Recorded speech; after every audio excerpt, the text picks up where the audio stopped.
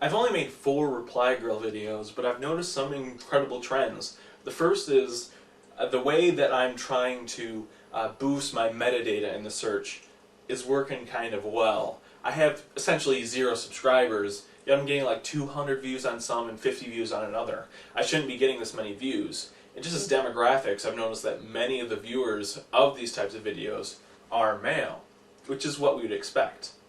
But anyways, to make this a reply video, I'm going to reply to Smosh's new video, which is really good, I guess. I don't know.